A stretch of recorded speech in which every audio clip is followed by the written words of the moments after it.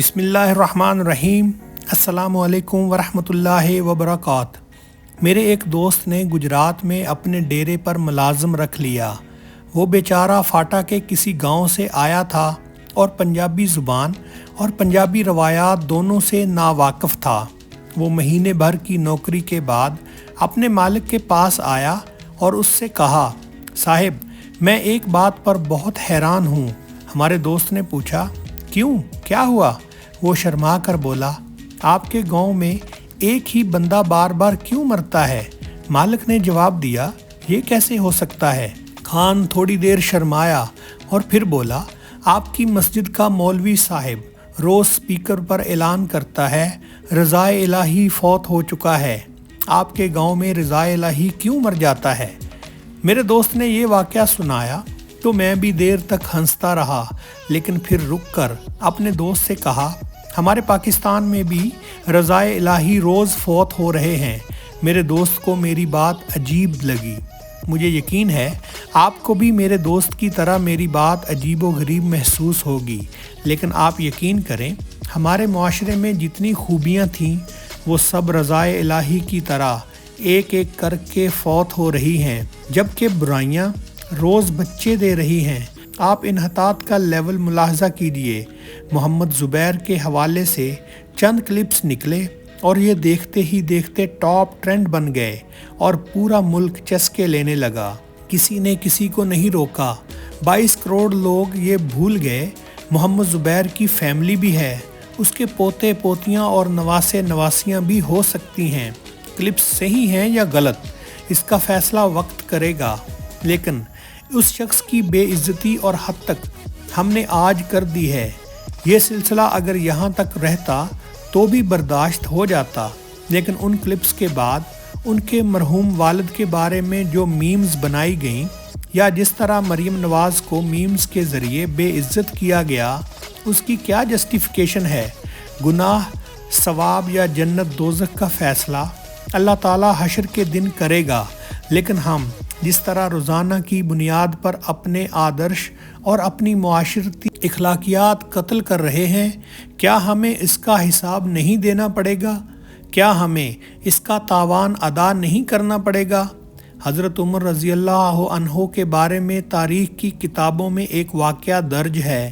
یہ واقعہ اگرچہ غیر مستند ہے، لیکن یہ اس کے باوجود قابل توجہ ہے۔ حضرت عمر حضرت ابن مسعود کے ساتھ رات کے وقت گشت کر رہے تھے۔ ایک گھر سے گانے کی آواز آئی۔ آپ نے دروازے کے سوراخ سے جھانکا تو اندر ایک بوڑھا شخص دکھائی دیا۔ اس کے سامنے شراب تھی اور گانے والی لڑکی گا رہی تھی۔ آپ گھر کی پچھلی دیوار پھلانگ کر بوڑھے کے سر پر پہنچ گئے۔ بوڑھا امیر المومنین کو دیکھ کر گھبرا گیا۔ آپ نے فرمایا، تم پر حد نافذ ہوگی۔ بوڑھے نے چند لمحے سوچا اور پھر بولا، اے امیر المومنین، میں نے اللہ تعالیٰ کی صرف ایک نافرمانی کی، لیکن آپ نے 3 غلطیاں کی۔ حضرت عمر نے فرمایا، وہ کون کون سی ہیں؟ اس نے کہا، آپ نے تجسس کیا، اللہ تعالیٰ نے اس سے منع فرمایا ہے۔ دوسری غلطی، آپ گھر کے پچھلے دروازے سے کود کر اندر داخل ہوئے، اللہ تعالیٰ نے اس سے منع فرمایا ہے۔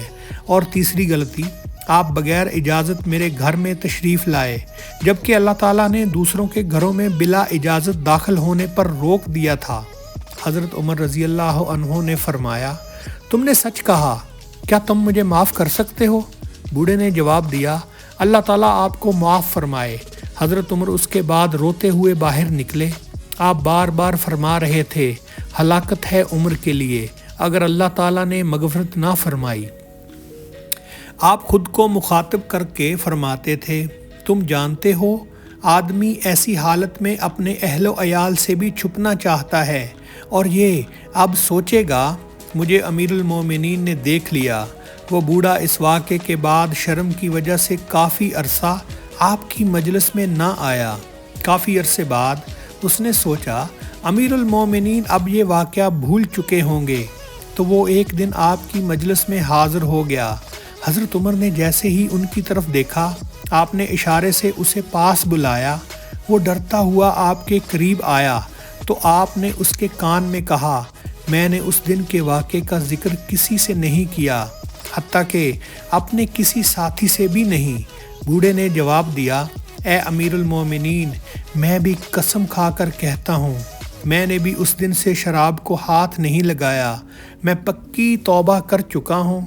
ہم یہ تھے اور ہم آج رضائے الہی کے انتقال کے بعد کیا ہو چکے ہیں۔ میں سمجھتا ہوں محمد زبیر سے تحقیقات کی باری بعد میں آئے گی، لیکن ہمیں کلپس اور میمز بنانے والوں سے پہلے پوچھنا چاہیے کہ آپ لوگوں کو کس نے اجازت دی؟ آپ دوسرے لوگوں کی پردہ شکنی کرتے ہیں اور پھر اس کو پوری دنیا میں بدنام کرتے ہیں۔ سوشل میڈیا پر ان کے کلپس پر تبصرہ کرنے والوں کا محاسبہ بھی ہونا چاہیے، ورنہ یہ معاشرہ رہنے کے قابل نہیں رہے گا۔ ہم اگر پچھلے 3 برسوں کا تجزیہ کریں تو ہمیں یہ ماننا ہوگا، حکومت کے سارے جرم، ساری غلطیاں ایک طرف، لیکن اس دور میں جتنا قتل سچ اور اخلاقیات کا ہوا اس کا کوئی شمار نہیں۔ آپ کوئی ایشو اٹھا کر دیکھ لیں، آپ کے لیے جھوٹ یا سچ کا فیصلہ مشکل ہو جائے گا۔ قرضے 2018 تک لعنت ہوتے تھے۔ گیس، پیٹرول اور ڈالر کی مالیت میں اضافے کا مطلب وزیر اعظم چور ہے ہوتا تھا۔ روپے کی مالیت میں 1 روپے کی کمی سے قرضوں میں 100 روپے اضافہ ہوتا تھا۔ پی ایس ایل کے غیر ملکی کھلاڑی ریلو کٹے ہوتے تھے۔ سیکیورٹی میں زمبابوے، سری لنکا اور ویسٹ انڈیز کے ساتھ میچ کرفیو میں ہوتا تھا، اور عمران خان یہ میچ عراق میں بھی کروا سکتے تھے۔ خوراک میں 2-3 روپے کا اضافہ بھی لوٹ گئے کھا گئے ہوتا تھا۔ ایکسٹینشن اداروں کا زوال اور تباہی ہوتی تھی۔ چیئرمین نیب ذاتی ملازم اور غلام ہوتا تھا۔ آئی ایم ایف خودکشی کے برابر ہوتی تھی۔ بجلی کے ریٹس میں کمی کے لیے بل جلانا جائز ہوتا تھا، اور افسروں کے تبادلے بیوروکریسی کے زوال کی وجہ تھی۔ لیکن آج ماضی کے سارے گناہ ثواب ہو چکے ہیں۔ آپ زوال دیکھیے، پاکستان مسلم لیگ نون نے 27 سپتمبر کو برطانیہ کی NCA کا ایک آرڈر ریلیز کیا، اور یہ لوگ دعویٰ کر رہے ہیں NCA نے 21 ماہ کی تحقیقات کے بعد میاں شہباز شریف کی فیملی کے 20 سال کے اثاثے ڈکلیئر کر دیے ہیں اور یہ کلیئر ہو گئے ہیں۔ یہ دعویٰ غلط ہو سکتا ہے، لیکن یہ حقیقت اپنی جگہ موجود ہے۔ اس فیصلے سے حکومت کے بیانیے کو ٹھیک ٹھاک ٹھیس پہنچی ہے۔ نیب اور ایسٹ ریکوری یونٹ کو بھی تاریخی سبکی اٹھانا پڑی، لیکن حکومت اپنی چارپائی کے نیچے ڈانگ پھیرنے کی بجائے تمہارا کچا چٹھا بھی پھٹا ہوا ہے جیسی گردان کر رہی ہے۔ حکومت کو چاہیے تھا یہ ایسٹ ریکوری یونٹ سے پوچھتی، آپ نے دسمبر 2019 میں NCA کو ثبوتوں کے ساتھ بتایا تھا۔ سلمان شہباز کے اکاؤنٹس میں شہباز شریف نے پاپڑ والوں، فالودے والوں اور چینی والوں کے پیسے جمع کروائے تھے، اور یہ آشیانہ ہاؤسنگ سکیم اور پاور پلانٹس کی رشوت تھی۔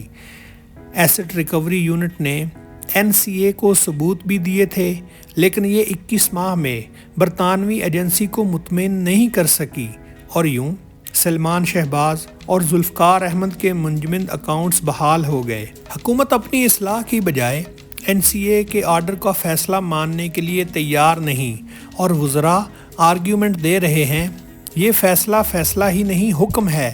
لیکن نون لیگ نے 10 سپتمبر کا فیصلہ 27 سپتمبر کو کیوں جاری کیا؟